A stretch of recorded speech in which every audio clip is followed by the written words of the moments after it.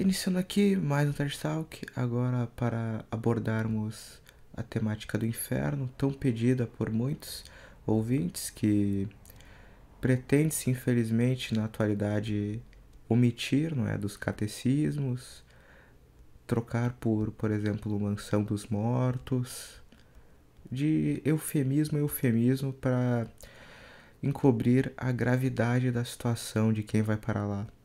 E para isso trouxemos então novamente Luciano Takaki, que já fazia um tempo que não aparecia, não? Bom dia, meus amigos. Bem, estou aqui novamente, né, para tratar desse tema que eu considero bastante grave, né? E podemos começar em breve, né? Primeiro, deixar o companheiro André se apresentar. Então, André, pode se apresentar, por favor? Bom, bom dia, boa tarde, boa noite. Não sei quando vocês estarão vendo esse vídeo, né? É, é, eu vou aqui trazer algumas observações, né, sobre esse tema, que é um tema muito importante, um tema essencial, eu diria, porque é um tema que é extremamente negado e quando é explicado de uma forma errada, explicado de uma forma incorreta. Muitos, quando vão falar do inferno, não falam dele não como um lugar, mas como um estado de espírito. E acabam, quando vão tentar falar dele, acabam exagerando, né? Ou então colocando alguma heresia por trás, etc. Então é muito importante a gente tratar sobre esse tema. Podemos iniciar então a exposição, afinal, o que é o inferno? Sim, primeiro vamos tratar da importância do assunto, né? Porque hoje em dia, muitas homilias, né, os padres praticamente não falam mais sobre o inferno, né? Ou, ou quando alguns falam, né? Ou falam de maneira muito superficial, né? Banalizando o assunto, né? E tem alguns que exageram, que querem falar em todas as homilias, né? E que pode provocar certo escrúpulo nas pessoas, né? Ademais, nem falo dos que negam a existência, né? Porque esses aí já estão em outro patamar. Porque negar a existência do inferno é basicamente negar uma verdade fundamental da fé cristã, né? Porque é basicamente como, por assim dizer, é como fazer crer que Deus tem basicamente a obrigação de querer salvar todo mundo, né? Assim como é mais ou menos que o igual foi tratado no limbo, né, na outra vez, né? Ademais, é basicamente isso, né? O inferno, né, como muitos podem deduzir, né, é o local para onde vão os réprobos, né? Também é um estado de espírito, mas também é um lugar para onde os réprobos vão, né? Onde eles estarão privados totalmente da visão beatífica e de todas as graças que Deus nos dá, né? Não é apenas a privação da visão beatífica, né? Senão o limbo dos infantes também se- seria algo assim, mas é algo bem mais grave, né? Se o André quiser acrescentar mais um comentário, né, sobre isso. Bom, sobre essa questão que você falou da visão beatífica, é importante a gente diferenciar a pena de dano sofrida no inferno da questão do limbo. No limbo, as crianças vão gozar de plena felicidade natural. No inferno, isso não vai existir. Eles não vão ter a plena felicidade Exatamente. natural. Vai ser realmente uma pena de dano mesmo. Santo Afonso Maria de Ligório, no seu livro Meditações para Todos os Dias do Ano, eu recomendo esse livro para quem quiser meditar. Só faço uma ressalva que Santo Afonso às vezes tem uma linguagem muito pesada, assim, e pessoas com escrúpulo podem não se dar muito bem. Então, recomendo você dar uma consultada no seu diretor espiritual, ser acompanhado por um padre. O livro é excelente. É muito bom para quem quer meditar, para quem quer fazer, mas geralmente pessoas com escrúpulo é melhor ter uma consulta com um padre para ver o seu nível de escrúpulo, para ver como você vai ficar, porque Santo Afonso tem uma linguagem bem pesada, vamos assim dizer. E aí tem uma meditação dele muito boa, que é a pena de dano que os réprobos sofrem no inferno, no qual ele vai falar sobre a pena de dano. E ele fala como esse é o pior de todos os males.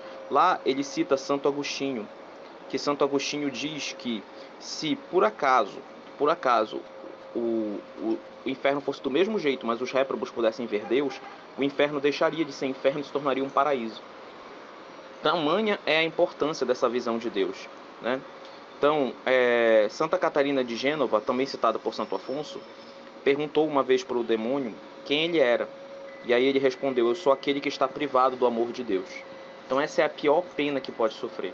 Não é você ficar afastado de Deus, não ter essa felicidade natural de ver Deus pelos pés das criaturas, etc. Mas não ter essa felicidade natural e não ter a felicidade sobrenatural. É ser totalmente privado da visão de Deus. E isso, o Santo Afonso faz uma comparação, né, que é quando Davi condenou Absalão, né, seu filho, a não mais se apresentar diante dele. O jovem príncipe ficou tão aflito que respondeu: dizei a meu pai que me dê licença de o ver ou que me mande matar. Então imagina, chega uma pessoa que você gosta muito e diz pra você: eu não quero nunca mais te ver, não olhe na minha cara, eu não quero mais te ver. É um sofrimento muito grande. Eu acho que é um sofrimento muito mais... Isso falando naturalmente. Imagine quando Deus olha para você e diz que não quer mais lhe ver por toda a eternidade. O bem infinito diz que não vai querer mais olhar para você. Então, esse seria... Pode falar. Não pode falar quando tu complete. Não, só ia dizer que esse é o pior... É a pior punição que a gente pode encontrar no inferno, né? Santo Afonso destrincha bem, eu recomendo bastante para quem não tiver graves escrúpulos com isso, a leitura dessas meditações dele, que são bem interessantes, e é importante falar que isso vai ser por toda a eternidade. Então imagine como vai ser esse tipo de situação, né? Então, era só isso que eu queria explanar agora. Exatamente, né? E vai lembrar também que a pena dos sentidos, né, que é tão retratada, né, inclusive nas pinturas das antigas catedrais, né, ela é apenas acidental, né? É impossível fazer representações sensíveis da pena do inferno, né? A pena essencial do inferno é, é a pena de dano, né? É a pena de dano. Alguém caiu aí? Não, não, Não, ele só se mutou. Eu fiz um barulho. Pode Eu escutei um continuar barulhinho falando. aí. pode seguir. Sim. E diz o Garrigou Lagrange, né, no seu livro O Homem e a Eternidade, né, ele diz assim, né, a pena de dano comporta, por via de consequência, a privação dos bens que derivam da visão beatífica, a privação da caridade, do amor a Deus, do amor inamissível, da alegria sem medida e da sociedade de Cristo, da bem-aventurada Virgem Maria, os anjos e dos santos. A privação do amor das almas em Deus e de todas as virtudes dos sete dons que subsistem do céu, né? E também tem as penas, que ele escreve também as penas depois, né? Como o desespero sem saída, porque os réprobos, eles não têm mais nenhum tipo de esperança, né? Ao contrário das almas do purgatório, né? E é bom lembrar que também, né, que é importante salientar também que o limbo dos infantes, eles não sofrem também porque eles não tiveram nenhum demérito, né, para merecer essas penas, né? O perpétuo remorso sem nenhum arrependimento, né? Né, isso é bom lembrar, também isso remete à passagem do Rico e Pulão, né? Que Rico e Pulão, ele não mostra nenhum arrependimento, ele simplesmente pede pro Lázaro, né, molhar a ponta do dedo, levar para ele, etc. Mas ele não mostra nenhum arrependimento, não pede nenhum pedido de perdão. E o ódio ao próximo, porque os réprobos, eles odeiam entre si. Eles, eles não têm nenhum tipo de amor, né? Ao contrário da bem-aventurança no céu, que é onde as pessoas se amam mutuamente, no inferno eles se odeiam, né? Aí cabe explicar por que que a pena de dano é tão grave assim, né? Isso daí se deve, né, a que podemos chamar de a infinita profundidade da alma, né? Porque o homem, ele foi criado para conhecer a Deus por meio de sua inteligência, né? Ele tem os conhecimentos obtidos pelos sentidos, né? Mas a partir desse conhecimento pelos sentidos, ele vai conhecer as coisas pelas suas causas, né? Especialmente pela causa final, né? Ele vai entender, o homem vai entender de alguma forma que Deus ele tem uma causa final, né? E que essa causa que essa causa é Deus. E a nossa vontade é inclinada a buscar o bem, né? E um bem infinito, quando essa alma fica privada desse bem infinito, ela vai sim, ela vai ter de alguma forma um sofrimento infinito no inferno, porque vai ficar privada do que a alma poderia buscar, né? Eu não sei se estou sendo bem claro, né? Mas e aí? Tô... Tá sim. Pode dar sequência. Então, é basicamente isso. Isso é tanta verdade que, né, se vocês olharem as religiões pagãs, né, dando como exemplo, né, o Tártaro, né, do paganismo antigo de Roma e da Grécia, e o Niflheim, né, do paganismo nórdico, são uma espécie de inferno. E mesmo nas religiões reencarnacionistas, como o hinduísmo e o budismo, você vê que há apenas para gerações futuras, né, para quem for mal. Isso quer dizer o quê? Isso é um sinal que Deus escreveu no coração do homem, assim como a lei natural, a esperança de recompensa após morte e também o temor de punições pós-morte se a pessoa for má. O que significa que a negação do inferno, mais do que uma heresia gravíssima, né? Uma negação da doutrina cristã, é, parece-me, uma negação da própria natureza humana, porque é natural do homem, né? Como é visto, mesmo nas religiões pagãs, né? A, a dedução de que há uma recompensa para os bons após a morte, assim como a pena para os maus, né? Luciano, sobre isso, Sim, é interessante notar, né, que a gente tem hoje em dia uma negação do inferno, mas quando a gente fala do inferno para as pessoas, mesmo para os ateus, assim, para os caras assim que realmente dizem que negam o inferno, eles têm um medo. É como se fosse um medo natural, sabe? Por exemplo, a gente fala, você vai pro inferno, se você continuar com isso, você vai pro inferno. Eles ficam revoltados, eles se revoltam. É como se a pessoa tivesse um medo natural. Monsenhor Segu, se eu não me engano, no livro, provavelmente você vai citar, no livro dele sobre o inferno, ele chega até a falar desse medo natural. Então é uma coisa realmente que dá pra... sim, sim. É uma esperança que dá pra perceber, né? E também uma coisa interessante que você falou, hoje em dia a gente também tem, eu já vi uma entrevista de um ateu, né, que ele falou, se eu for pro inferno, eu vou virar amigo do demônio, eu vou ficar com todas as pessoas que fizeram mal e tal. Deve ser bem mais legal estar lá. Não é assim que funciona. O demônio, ele trata os seres humanos. Falar da boca pra fora é fácil, né? Falar pela boca é fácil, mas o demônio, ele vê as pessoas como se fossem insetos. São insetos que querem ser grandes. O que ele quer é devorá-los. Ele quer destruí-los.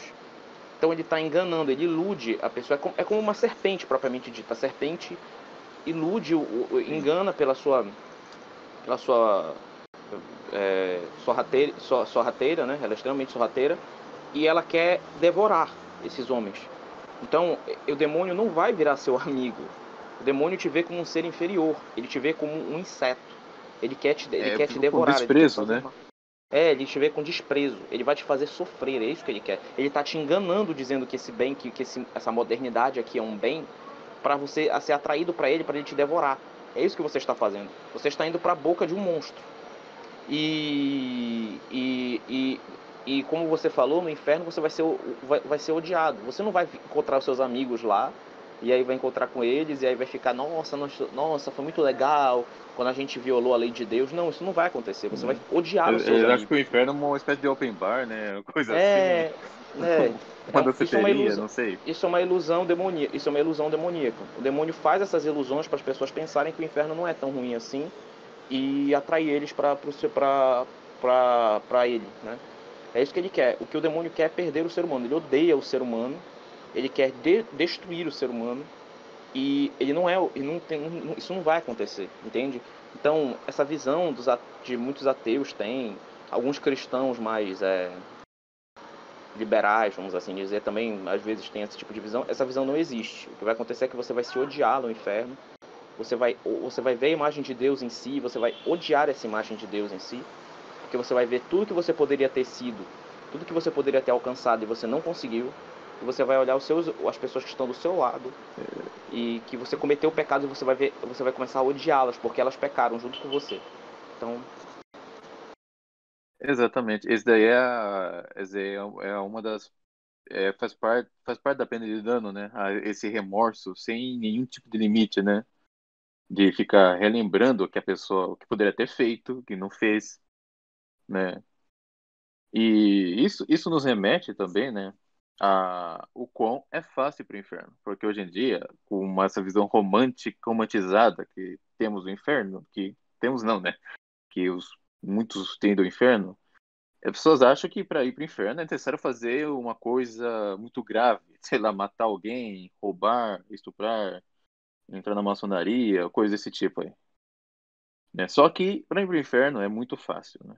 A pessoa literalmente não precisa fazer nada, porque a pobre omissão também é pecado, porque diz a carta de São Tiago, né? Aquele que pode fazer o bem e não faz, está pecando. Se está pecando, está ofendendo a Deus e ofendendo a Deus, a pessoa vai para o inferno. Então, se você vê as parábolas que Cristo conta, né, do rico e pulão que eu citei agora há pouco, o rico pulão não diz ali que rico pulão matou alguém, que roubou, ou que fez qualquer outra coisa assim. Tudo que ele fez foi omitir uma boa ação a Lázaro. Isso foi suficiente para levá-lo para o inferno. E quando Cristo descreve o juízo final, quando ele quando divide, né, o rebanho entre ovelhas e cabritos representando os réprobos, quando ele fala para os réprobos, ele não fala, né? Ele não fala, né? Ah, vocês mataram, vocês roubaram. Não. Ele disse simplesmente, né, tive fome e não me deste de comer, tive sede e não me deste de beber, e estava nu e não me vestisse, etc. Cristo, ele, basicamente, ele descreveu as omissões para mostrar o quê? Que para ir para o inferno não precisamos cometer nada tremendo. Basta basta a omissão, né? E como o próprio Garrigou Lagrange disse, né, não devemos focar na salvação a ponto de negligenciar a santificação. Se fizermos isso, corremos grande risco de ir para o inferno. Temos que fazer sempre dar aquele passo além, né? É, mais algum acréscimo? não pode dar sequência. Em suma, né? Em suma, agora para deixa eu ver aqui. Sim, né? E como a gente vai para o inferno, basicamente, né? Dei uma antecipaçãozinha aqui. Para ir ao inferno, a pessoa tem que estar em estado de inimizade com Deus, né? E como é que é esse estado de inimizade? Esse estado de inimizade se obtém através da prática do pecado mortal. O pecado mortal é basicamente todo aquele pecado, né, que pelo próprio nome diz, né, que literalmente mata a nossa alma, né? Não deixa no estado de podridão tal que a gente só pode restaurar por meio do sacramento da penitência, né? É o pecado que leva à morte, como o São João descreve nas suas epístolas, né? E um único pecado não confessado, né, e não arrependido é o suficiente, né? Então, a pessoa que comete pecado tem que buscar logo, né, restaurar a sua alma, né? E aí vem grande risco, né? Se a pessoa não se arrepender adequadamente, que é o quê? Um deles, né, é a morte na impenitência, né? Que pode ser a morte a pessoa pode ser surpreendida pela morte, inesperadamente, ou no que chamamos de penitência final. É quando a pessoa tem aquela chance de obter as graças necessárias, só que ela simplesmente se fecha na sua impenitência e acaba morrendo nesse estado. E o que acontece depois desse processo? Né? Primeiro vem o juízo particular. Quando a pessoa ela morre, ela, quando ela morre, a alma se separa do corpo. A partir daí acaba o tempo de mérito e demérito. Né? A pessoa não pode mais fazer nenhuma obra para recompensar, ela não pode buscar o sacramento, ela não pode se arrepender de nada, né? Do jeito, a partir do momento que a alma se separa do corpo, a alma fica sem o corpo. É bom lembrar que nós obtemos conhecimentos pelo corpo, né? Conhecimento geral pelo corpo, por meio dos sentidos. Só que quando a alma se separa do corpo, a alma perde essas potências necessárias para obter conhecimento e assim conhecer algo para buscarmos, pelo menos, né, de maneira discursiva, um meio de buscar arrependimento. Só que isso não acontece mais, entendeu? Aí, isso não acontece mais.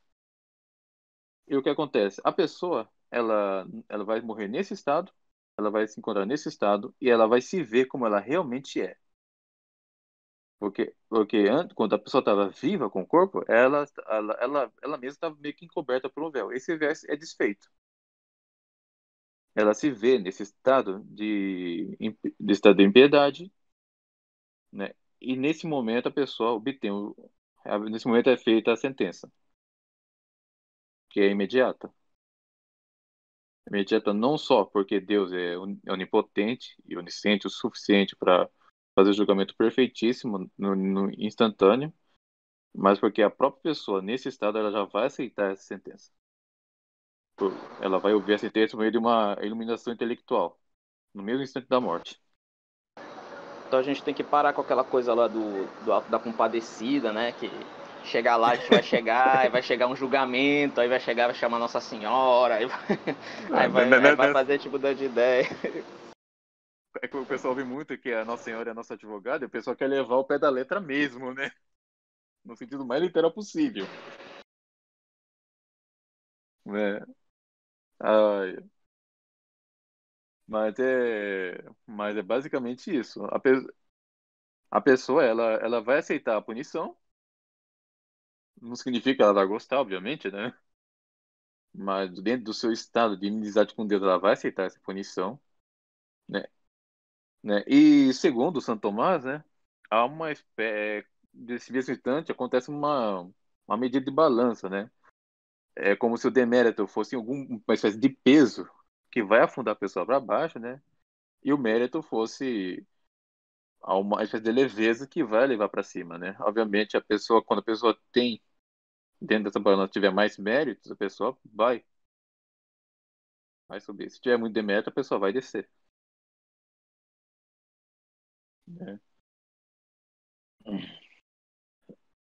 É, né? Basicamente isso, né? Mais alguma coisa a acrescentar? Não, pode dar sequência.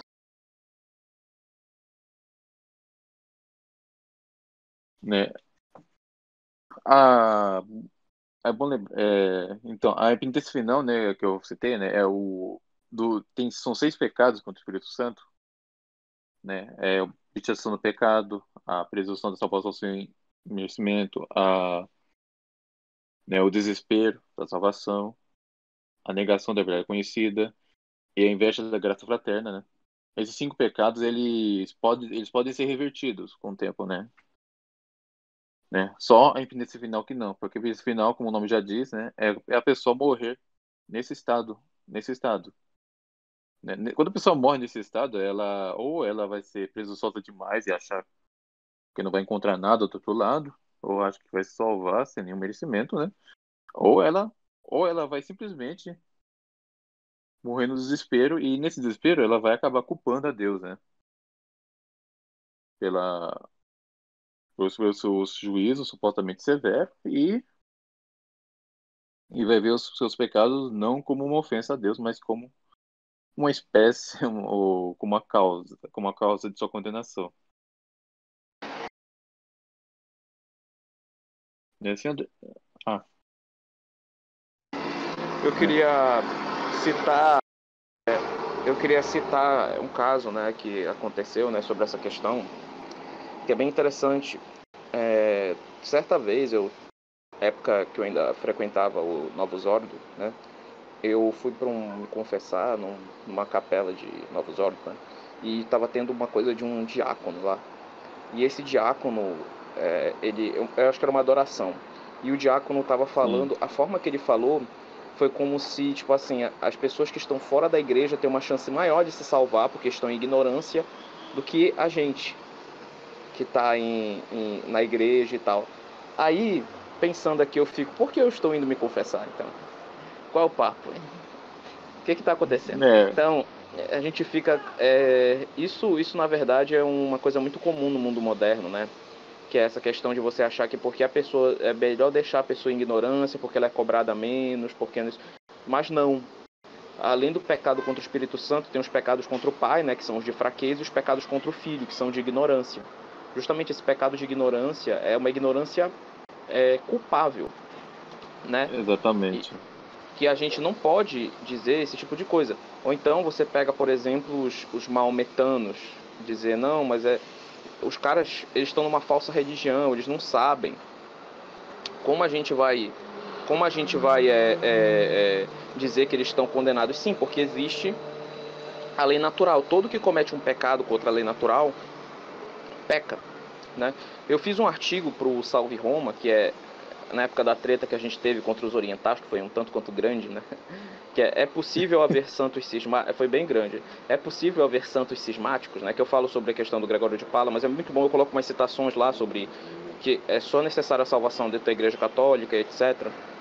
É bem interessante, falo sobre o batismo de desejo, que é negado por algumas pessoas, e lá eu falo da teoria do Karl Rahner, né? Que é a teoria dos cristãos anônimos. Acho que você vai abordar ainda, né? Aliás, podemos, né, podemos abordar já, né? Porque eu acho que as primeiras pautas já demos uma boa esgotada nelas, né? Certo, Acredito eu, certo. né? Então, o Karl... Pode Pode falar. continuar. Não, Não, pode só ia continuar. dizer. Ah, tá. Não, porque o Karl Rahner, ele cria essa teoria dos cristãos anônimos. A ideia de que nas falsas religiões existem cristãos anônimos, pessoas de boa fé que iriam se salvar permanecendo na falsa religião. Essa é a visão. Então, o hindu, se ele for um bom hindu, ele vai se salvar.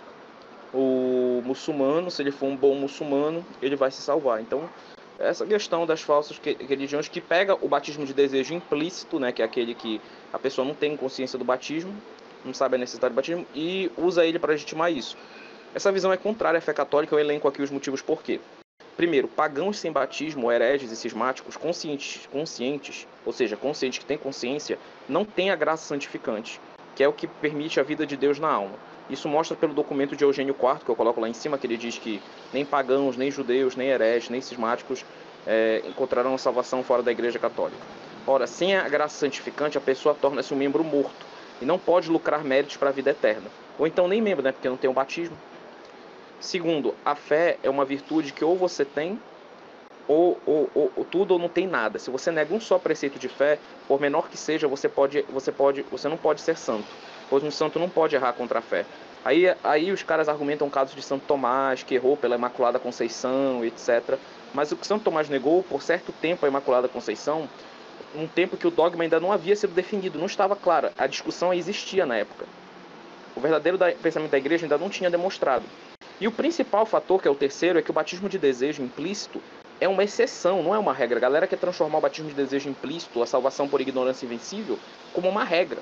Porque se for assim, isso destrói a ação missionária da igreja. Então quer dizer, por que os jesuítas foram converter os índios? Se eles tinham mais chance de se salvar por batismo de desejo, isso não faz sentido. Porque o pecado original, devido ao pecado original, é muito fácil a gente cair no pecado mortal e violar a lei natural se a gente não tiver os sacramentos. Os sacramentos nos ajudam a não violar a lei natural. Então a gente precisa dos sacramentos válidos e lícitos da Igreja Católica. O Pio IX, no seu sílabus, na proposição 17 que ele condena, ele condena a seguinte preposição: pelo menos deve-se esperar bem da salvação eterna daqueles todos que não vivem na verdadeira igreja de Cristo. Foi uma tese condenada. Então, a gente não deve esperar bem da salvação eterna das pessoas que não morrem fora da verdadeira igreja de Cristo. A salvação por batismo de desejo é uma exceção, não é uma regra, certo? Então, etimologicamente, né? Etimologicamente, é bom lembrar, né? Batismo de desejo é de desejo. É alguém que já conhece a fé católica, já está, de alguma forma, inserido na fé, né? Só que ainda não recebeu o batismo. Exato, agora exato. Agora o pessoal quer aplicar isso para todo mundo, aí vai virar uma anarquia. A galera acha que a galera acha que o batismo de desejo é a pessoa que está parada na rua, qualquer. Não, isso se aplica tanto o explícito quanto o implícito. No caso do implícito, a pessoas que não têm conhecimento da fé católica, mas se tivessem conhecimento, iriam se converter. Teve um caso de um indígena, quando os jesuítas vieram pegar aqui, um indígena velho, né? Ele chegou, eles pregaram a fé católica e o indígena disse: olha, isso era o que eu estava esperando durante toda a minha vida. Ele disse isso, né? É muito bonito. Então, é justamente isso, entende? Então, é uma exceção, não é uma regra. Essa história de que de ficar com essa onda de que não, vai se salvar, não, a gente tem que esperar bem. Claro que as pessoas que estão fora da igreja, Deus vai cobrar elas de uma forma diferente de que cobra as pessoas que estão dentro. Mas essas pessoas que estão fora, se violar a lei natural, vão para o inferno. E é muito mais fácil a pessoa que está fora da igreja ir para o inferno. Isso é uma coisa, eu acho que óbvia. Sem os sacramentos é muito difícil. Entende? Pra gente já é difícil. Nós que temos a doutrina, né? Nós que temos a doutrina, os sacramentos, etc. Já é difícil para nós nos mantermos, né, no estado de graça. É uma luta todo dia. Agora imagine para quem tá fora. Isso aí é consequência da novela teologia, né? Que ela aplica-se que para eles o ser humano só tem um fim sobrenatural, ou seja, Deus tem que ter criado o ser humano necessariamente para o céu. Só que para Deus ter criado o ser humano naturalmente no céu, Deus não poderia ser um tirano.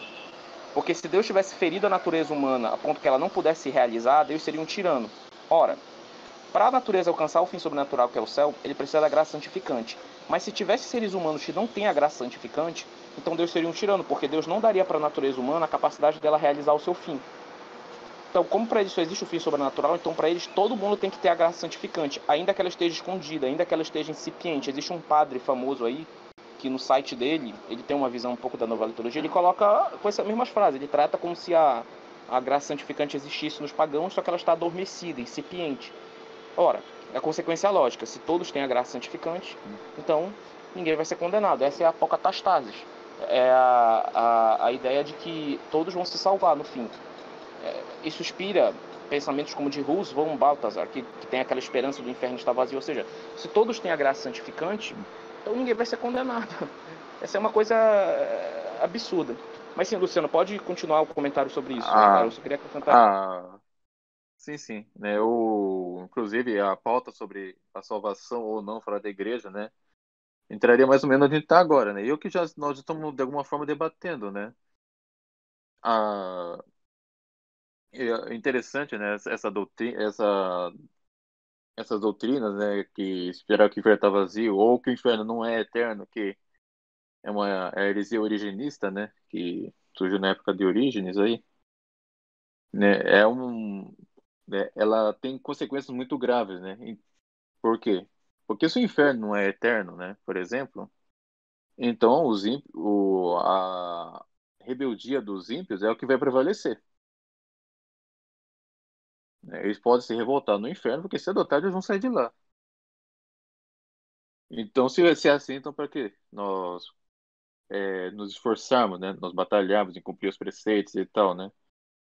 Aliás, né?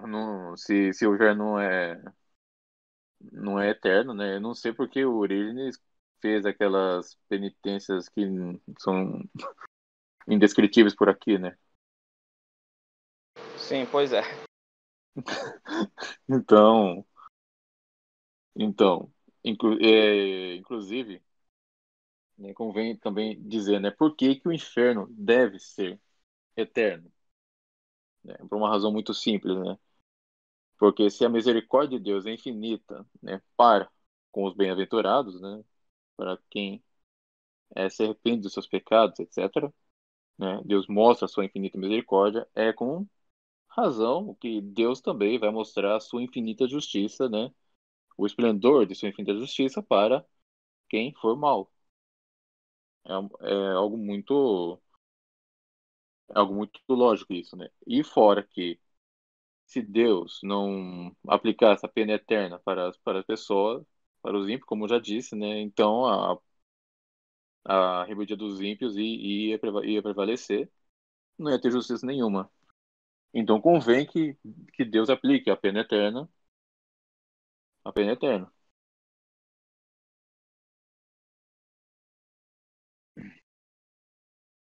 Algum, algum comentário? Não, não, pode dar sequência. Ok. Assim, assim, né? O que eu acho interessante também abordar, né, a natureza do inferno, né? Porque ultimamente, né, tem surgido muitos, inclusive padres comentando, né, sobre as penas do inferno, né? Inclusive ao usar uma figura de linguagem, inclusive eu vi alguns professores católicos, né, dentro da minha curiosidade, quase masoquista, né, assisti algumas homilias em alguns vídeos aí, né, eu vi algumas pessoas dizerem que, por exemplo, que o fogo no inferno é uma figura de linguagem para o nosso remorso, etc e tal, ou que o fogo do inferno é apenas espiritual, etc, etc, etc. Pelo que eu mesmo já caí nesse erro, né? Porém, eu acabei convencendo-me, né, a partir de diversas leituras, que o fogo do inferno, ele é sim um fogo corpóreo, né, como o fogo que nós temos aqui na Terra, porém, ele não é alimentado por nenhum recurso externo, né? Isso significa o quê? Né? Aliás, isso por quê? Isso explica, né? Primeiro, porque quem está no inferno agora não são apenas os demônios e a alma dos réprobos, né? No dia do juízo final, os réprobos também ressuscitarão e ganharão os seus corpos que vão arder no inferno. E logo há também o fogo corpóreo e o inferno, isso mostra também que o inferno também é um lugar. É um lugar. E agora, para que serve esse fogo? É para aplicar a pena dos sentidos, né? Que os demônios também sofrerão. Alguém pode perguntar como é que os demônios sofreram a pena com fogo, com fogo corpóreo? É algo muito simples, né? Se Deus opera por meio da matéria nos sacramentos, né? E também há sacramentais que atuam contra os demônios. Então, ele pode muito bem usar o fogo para punir os próprios demônios, né? Que vai, é claro, atuar de uma maneira diferente do que atua nos réprobos, que sofrerão a pena do sentido também. Que, além de estar privada da visão beatífica, eles sofrerão essas penas. Mas, repetindo, né, que essas penas são acidentais e não essenciais, né? E as penas, né, elas serão de grau diferentes, né? A própria escritura mostra, né, isso, que há graus, a hierarquia de graus, há graus diferentes de penas no inferno. É, mais algum acréscimo, André? Não, não, pode seguir. Então, então, só para, então vou só para retornar, né, sobre, né, a questão sobre a salvação não fora da igreja, né? É claro que Deus pode salvar, né, pessoas que estão no erro, se Ele quiser, né? Mas há também de lembrar que a pessoa, essa pessoa, ela não necessariamente vai entrar no céu como uma pessoa pertencente a essa falsa religião. Ela vai entrar como católica, né? Agora, como Deus vai salvar essa pessoa, são meios que a gente não sabe, né? E claro, não ser, isso, não, isso serão exceções, não serão regras, né? Não será a regra, né? Senão o trabalho do missionário seria em vão.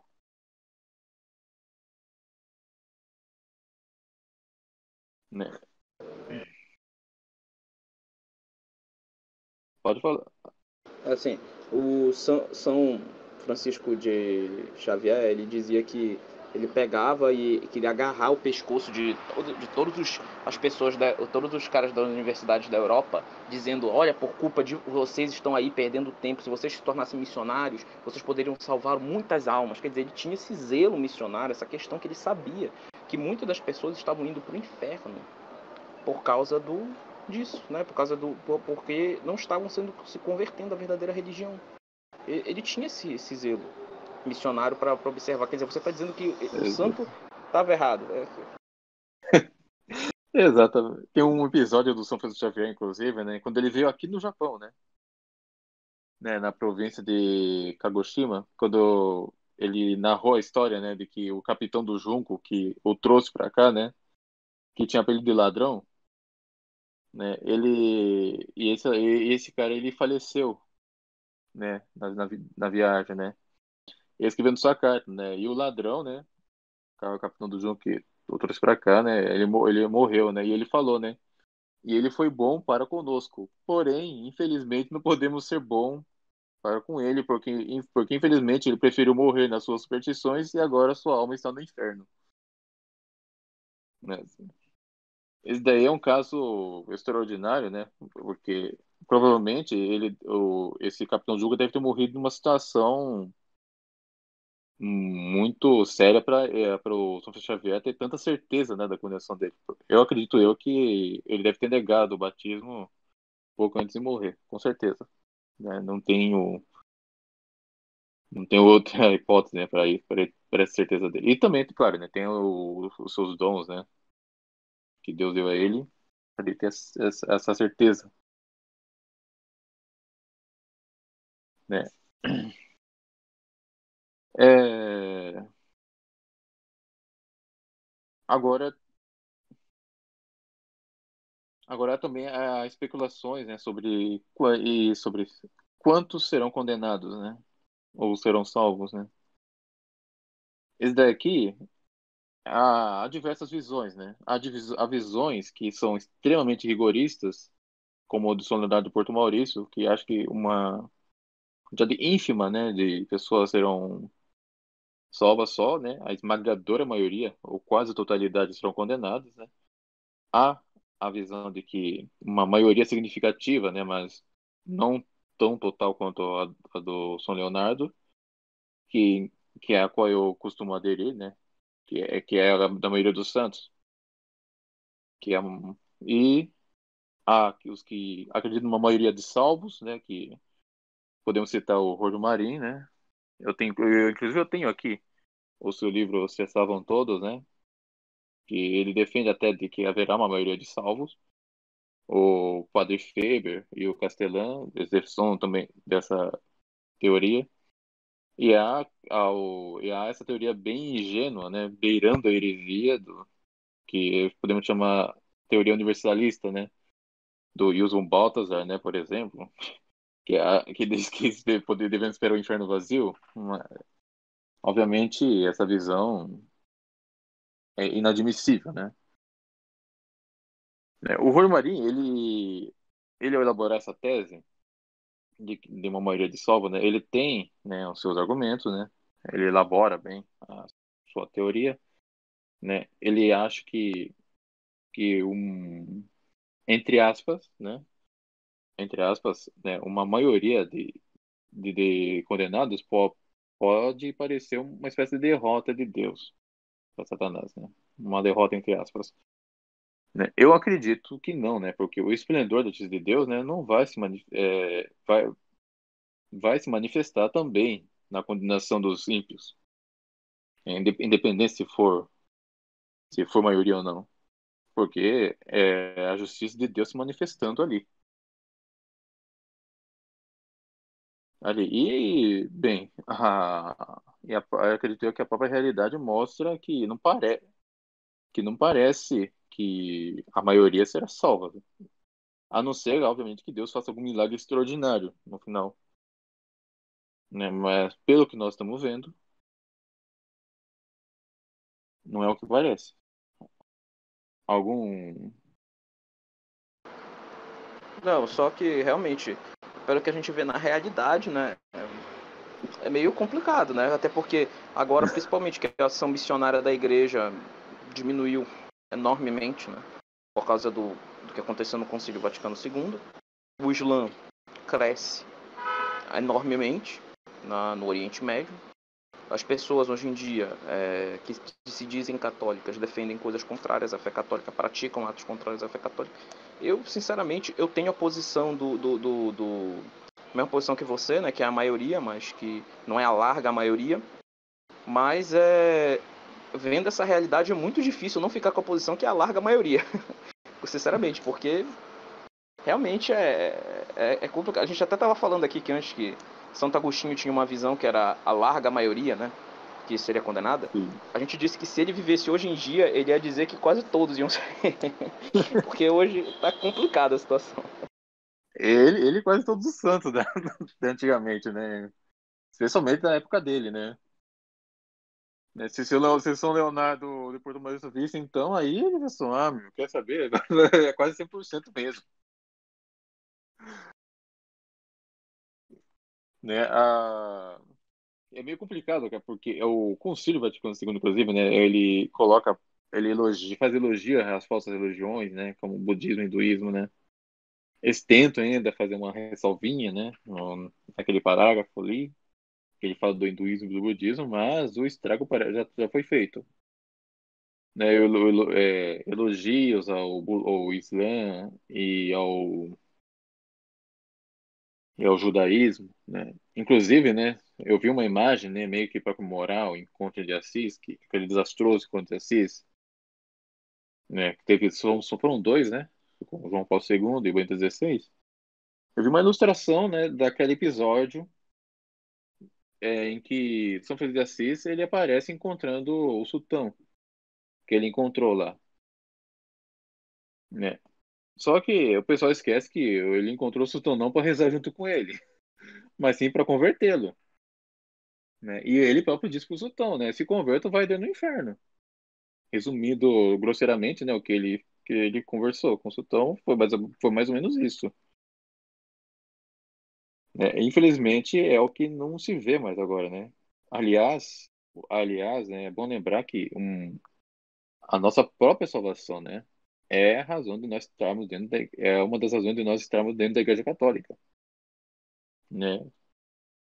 Inclusive na biografia de Chesterton, né, ele falou, né, às vezes a pessoa me pergunta por que eu entrei na Igreja Romana. E a minha resposta é porque eu quero me limpar dos meus pecados. Eu acredito que essa explicação já é bem mais que o suficiente, né, para nós estarmos dentro da igreja também. Queremos nos salvar.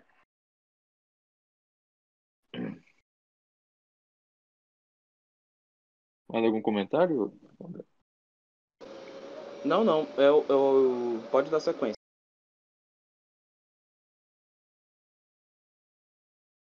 É. Enfim, enfim, ademais é isso, né? Devemos, né? Desse dogma, que ao contrário do que inclusive eu já li num panfleto de igreja, naquele semanário, né? Uma vez eu fui à missa, né? Uma missa nova, né? Uma vez eu fui lá, peguei um panfleto, né? Eu olhei ali e vi textinho de um padre dizendo, né? Que o Concílio Vaticano II fez cair a máxima, né? Ex ecclesia nulla salus, né? Fora da igreja não tem salvação. E sério, eu juro que na hora eu coloquei a mão no rosto pensando assim, não acredito que eu li isso. Né? Aí fica a pergunta, né? Se esse dogma supostamente caiu, então por que eu tô indo à igreja? Não tem sentido. Não tem sentido. É uma, e a conclusão que eu digo é o seguinte, que isso daí é um verdadeiro convite à perdição, né? A, se Cristo, né, veio para nos salvar de alguma coisa, e que coisa é essa? Da perdição. é da perdição. Então, não há razão. Então, o espírito missionário perde todo sentido, né? Se esse dogma caiu. Se nós devemos, se devemos, né, nos aproximar das pessoas que estão no erro, né, etc e tal. Se for para nos aproximar quem está no erro, devemos nos aproximar para salvá-los, né? Não para ficar, sei lá, demonstrar, né, aceitar, né, o erro deles. Ademais, pode Não, falar. sei dizer, perfeito, perfeito. Ademais, né, agora fica a pergunta, né, como evitar o inferno, né? Como é básica, bem, já disse como a gente se condena, né? Para evitar o inferno é basicamente manter o estado de graça, né?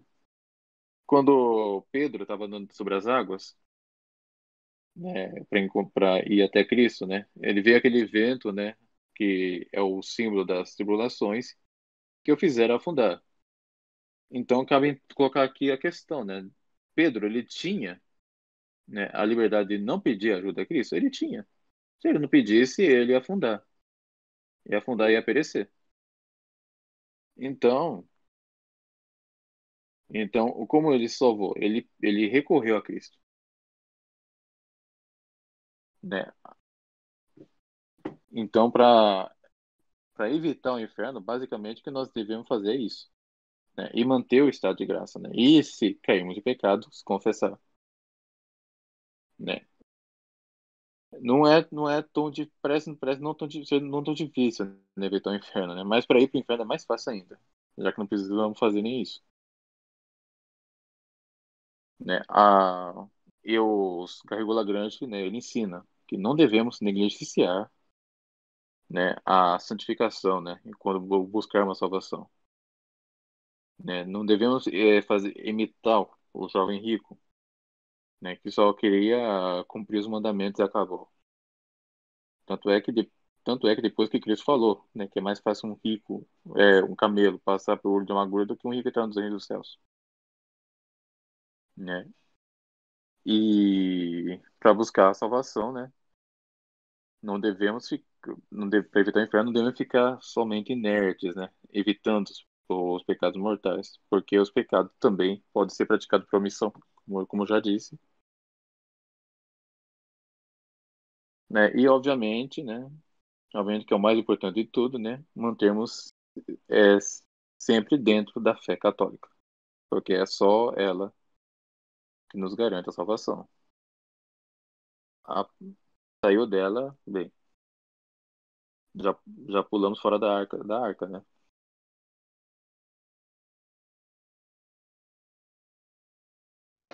É basicamente isso. Eu queria aproveitar agora para falar algumas objeções que podem surgir, que surgem principalmente entre ateus, né? Que o inferno contraria a misericórdia de Deus. Primeiramente, eu tenho aqui duas citações e uma parábola para contar. Então vamos começar com uma parábola. Eu sou estudante de medicina. Vamos dizer que por acaso a pessoa está com uma doença e é uma doença que vai matá-la. E eu sou um médico bondoso. Eu digo para ela e eu digo o seguinte: amigo, você tem que tomar esse remédio. Vai ser difícil. Você tem que fazer esse tratamento. Se você não fizer esse tratamento, você vai morrer. Mas esse tratamento, você vai ter que abrir mão de alguns alimentos que você gosta. Vai ter que abrir mão de algumas comidas que você gosta. Vai ter que abrir mão de algumas coisas que você gosta. Porque senão você vai morrer. E aí eu passo o remédio, passo o tratamento e a pessoa ignora. Eu insisto de novo. Você tem que fazer isso ou você vai morrer. Quando a pessoa está perto de morrer, eu insisto de novo. Você vai fazer, você não tomar esse remédio, você não seguir esse tratamento, você vai morrer. E aí a pessoa acaba morrendo. Eu tive culpa dela morrer? Obviamente não. O padre Garrigou Lagrange, no seu artigo, Lagrange, La Providence et la Confiance em Dieu, a providência e a confiança em Deus, ele tem uma parte muito bonita que ele fala o seguinte: antes de receber a visão, abre aspas, né? Antes de receber a visão beatífica, nenhuma inteligência criada pode compreender os acordos entre esses dois princípios, a justiça e a misericórdia divina. Penetrá-lo equivaleria a entender de que maneira, sem distinção real, se unem e se identificam a justiça infinita e a misericórdia infinita e a liberdade soberana da deidade na vida íntima de Deus, no inefável dele. Para entender o íntimo acordo dos princípios que vimos falando, seria preciso ver a essência divina, que, como dito, não se pode ver senão pela luz da glória, pela deformação do intelecto. Quanto mais evidentes são para nós os dois princípios que tanto tentamos conciliar, mais obscuro aparece por contraste com a obscuridade translúcida, a iminência da vida íntima de Deus, a qual se une. Misericórdia e justiça divina não se conjugam intimamente, senão na luz inacessível em que Deus habita. Então, a gente nunca vai conseguir compreender nesta vida a conciliação entre a misericórdia e a justiça de Deus. Agora, a gente pode falar que o inferno não é...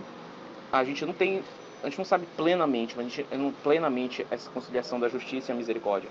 Mas a gente pode falar que o inferno não contraria em nada a misericórdia de Deus. Eu vou citar aqui um caso de o livro de São Leonardo de Porto Maurício, O Pequeno Número dos que São Salvos. O livro não é muito apropriado para pessoas que sofrem de escrúpulo, já adianto, tá? Mas ele tem uma parte no livro que ele defende uma visão extremamente rigorista, né? Então, inclusive, eu falei dele, né, inclusive. Pois é. Ele tem que defender Deus, da posição dele. Tem que dizer como isso não contraria a misericórdia de Deus. Ele faz um texto dizendo por que isso não contraria a misericórdia de Deus no seu livro. Como eu disse, eu não recomendo esse livro para pessoas que têm escrúpulo, mas essa passagem é importante e mostra como a realidade do inferno, a realidade desse número de condenados, esse número, mesmo que esse número for largamente, como isso não contraria a misericórdia de Deus. Diz o santo, abre aspas, peguemos em primeiro lugar por base essas duas verdades incontestáveis. Deus quer que todos os homens se salvem. Todos têm a necessidade da graça de Deus. No entanto, se eu vos demonstro que Deus tem a vontade de salvar todos os homens e que por isso Ele lhes dá a todos a sua graça, com todos os outros meios necessários para obter esse fim sublime, vós sereis forçados a concordar que quem quer que se condene deve a responsabilidade à sua própria malícia, e que se o maior número de cristãos são reprovados, é porque eles querem. Tua perda vem de ti, em mim está somente o seu seguro. Que Deus tenha verdadeiramente vontade de salvar todos os homens, Ele nos declara em 100 lugares dos livros santos. Eu não quero a morte do pecador, mas antes que ele se converta e que ele viva. Eu vivo, diz o Senhor. Eu não quero a morte do ímpio, convertei-vos e vivei. Quando alguém deseja muito uma coisa, dizemos que ele morre de desejo. É uma hipérbole, mas Deus quis e quer ainda tão fortemente a nossa salvação, que ele por ela morreu de desejo, e ele sofreu a morte para nos dar a vida. Essa vontade de salvar todos os homens não é, pois, em Deus, uma vontade afetada, superficial e aparente. É uma vontade verdadeira, efetiva e benfeitora, pois Ele nos fornece todos os meios mais perfeitos para nos salvar. Ele nos dá, não para que eles não tenham, então, o seu efeito, ou porque Ele quer que eles não tenham, mas Ele nos dá com uma vontade sincera, com uma intenção de que eles obtenham seus efeitos. E se Ele não os obtém, Ele se mostra aflito e ofendido. Ele ordena aos reprovados a que eles mesmos empreguem a obra de sua salvação. Ele para isso os exorta, para isso os obriga. E se eles não fazem, eles pecam. Eles podem, pois, ou fazer e assim se salvarem. Bem, mas Deus, vendo que sem sua ajuda nós não poderíamos mesmo nos servir de sua graça, nos dá outros socorros, e se eles ficam algumas vezes ineficazes, a culpa disso é nossa. Porque com esses mesmos socorros em ato primo, como dizem os teólogos, com esses mesmos socorros no qual um o abusa e com os quais ele se condena, um outro pode fazer o bem e se salvar. Ele o poderia mesmo com os socorros menos poderosos. Sim, pode acontecer que um abuse de uma graça maior e se perca, enquanto outro que coopere com uma graça menor se salve. Se, pois, alguém se afasta da justiça, santidade, exclama Santo Agostinho, ele é arrebatado por seu livre-arbítrio, incitado por sua concupiscência e enganado por sua própria persuasão. Mas para aqueles que não escutam a teologia, aqui está o que eu tenho a dizer-lhes. Aí o santo cita, após declarar tudo isso, né, ele vai começar a citar, a fazer uma sequência de perguntas, né, sobre. Deus é tão bom que quando ele vê um pecador correndo para a sua perdição, ele corre atrás dele, chama-o, suplica-lhe e o acompanha até as portas do inferno. E o que não faz ele, então, para o converter? Ele envia-lhe boas inspirações, santos pensamentos, e se ele não aproveita, ele se zanga, se indigna e o persegue. Vai ele ferir-lhe? Não. Ele deixa isso de lado e o perdoa. Mas o pecador não se converte ainda. Deus envia-lhe uma doença mortal. Tudo está acabando para ele, sem dúvida. Não, meus irmãos, Deus o cura. O pecado se obstina no mal. Deus procura a sua misericórdia algum novo meio. ele lhe dá ainda 1 ano, e o ano acaba, e aceita dar ainda um outro. Mas se malgrado tudo isso, o pecador que quer se lançar no inferno, o que faz Deus? O abandona? Não. Ele o toma pela mão. Enquanto ele tem um pé no inferno e outro fora, ele o exorta ainda e suplica-lhe a não abusar de suas graças. No entanto, eu vos pergunto, se esse homem se condena, não é verdade que ele se condena contra a vontade de Deus e porque ele quer se condenar? Venham dizer-me agora, se Deus queria me condenar, por que colocou-me ele no mundo? Por que colocou-me ele no mundo? Então essa citação de São Leonardo de Porto Maurício, pequeno número dos que são salvos, então você mostra que quem é condenado porque quer, não é por causa de Deus. E quem é salvo é por causa de Deus. Deus faz todo o possível para salvar a alma das pessoas, ele dá todas as chances possíveis. Deus não quer nos condenar, Deus quer nos salvar. Deus nos dá doenças longas para que a gente pense bastante. Ele quer ele nos dá todos os meios para que nós possamos salvar. Eu pessoalmente eu sou otimista. Eu acredito que muita gente se salva no momento da morte. Claro que a maioria se condena. Eu acredito nessa realidade. Eu não sou da opinião de Rory Marim, mas eu acredito que muita gente se salva no momento da morte. Então Deus não quer nos condenar, Deus quer nos salvar. Ele nos dá todos os meios para que nós possamos nos salvar. Isso é reconhecido até por São Leonardo de Porto Maurício, que era um extremo rigorista. Então, bom, era isso que eu tinha para explanar por hoje. Sobre sobre aquela sua analogia, né? Sobre a pessoa se recusando o tratamento e o remédio, né? Aí você vê, né? Se alguém assim, né, merece como punição a morte por se recusar um tratamento, né? O que não vai merecer alguém que recusa as graças de Deus, né? A sua misericórdia, a sua bondade, né? Então há de deduzir que o inferno é a pena adequada para alguém assim, né? Talvez, aliás, é até muito branda, né? Inclusive, esqueci de abordar a heresia dos aniquilacionistas, né? Que acreditam que a alma é aniquilada, né? Obviamente que eles veem que isso não é uma visão, né, ortodoxa, né? Até porque se a alma é aniquilada, né? Todos os réus vão receber a mesma pena, né? E a Escritura diz que não só que a pena é eterna, como ainda há graus diferentes de penas, né? E se a palavra aniquilar é frequente no Antigo Testamento, é uma mera figura de linguagem, né? Sim, e também o fogo do inferno, a gente sabe que era para o inferno na verdade era para ser pior, porque nós somos seres finitos e a pena que nós merecemos é infinita. Deus faz com que os réprobos recebam uma pena que é inferior ao que eles realmente mereciam. Então, até no inferno a gente vê um pouco da misericórdia de Deus. Exatamente, né? Eles mantêm o Deus na sua infinita bondade e mantêm o ser deles ali ainda, né? E cabe lembrar também, né, que o inferno é o que todos nós, né, todos nós, sem exceção, merecemos, né? Só que Deus, na sua infinita misericórdia, ele dá os meios de, de, dá os meios de podermos buscar o céu, né? A plena união com ele, na bem-aventurança, né? E lembrando, né, ele não tem obrigação nenhuma de nos salvar, né? Assim como nenhum governante tem obrigação nenhuma de nos tornarmos ricos, né? Ademais, né? Ademais, alguma consideração? Não, eu pessoalmente por mim, eu concluo minha explanação aqui. Eu acredito que isso esclarece sobre o tema do inferno. É uma realidade que nós não devemos negar, é uma realidade que nós devemos defender e devemos evitar. E o meio mais seguro para evitar, os meios mais seguros para evitar o inferno é não querer ir para ele. Você não querer ir para o inferno é o meio mais seguro. Além de, claro, desenvolver uma fortíssima devoção a Nossa Senhora, que ela é a mãe dos pecadores.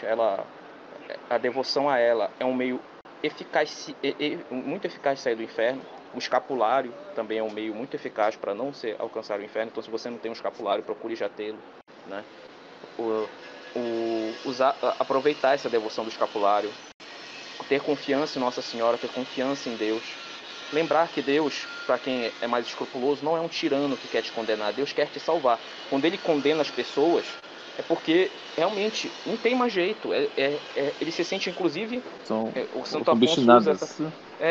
Santo Afonso até usa esse termo, que ele se sente constrangido a aplicar a sua justiça, porque Deus usa tanto da sua misericórdia que ele se sente até constrangido a aplicar essa justiça. Santo Afonso usa esse termo. Então, não é para pensar que Deus é um tirano que vai te condenar, não. Deus quer nos salvar. Então tenha devoção em Nossa Senhora, tenha confiança nela, devoção ao Sagrado Coração de Jesus também. São devoções que ajudam a você a se afastar do inferno. Comunhão sempre que possível, confissão sempre que possível. Isso são meios que você pode encontrar, e essa devoção, como eu disse a Nossa Senhora, rezar o terço todos os dias. São Luís Maria Grimond de Montfort diz que quem reza o terço todos os dias não se condena. Então é uma devoção muito grande. Como eu disse, são devoções que a gente deve praticar, que todo católico deve praticar, e com isso a gente consegue evitar o inferno. Então tenha confiança em Deus, mas ao mesmo tempo um santo temor nele, que aí com isso a gente nos encontraremos na visão beatífica no céu. Perfeito, né? Eu assino o que o André acabou de dizer. Então, encerrando aqui, não é, o podcast. Muito obrigado, Luciano e André, por terem vindo aqui explanar sobre um tema do qual surgem tantas dúvidas, não é? Principalmente hoje em dia. Um agradecimento especial aos apoiadores TED Talk, ao Matthew, o Garbor, a Maria Isabelle, o Erivan Galdino, Gil Feng, André Manzaro, Roniel Alves, Isabelle Bertuleza, Júlia Guinello e Moisés Dias. Muito obrigado a todos e até a próxima.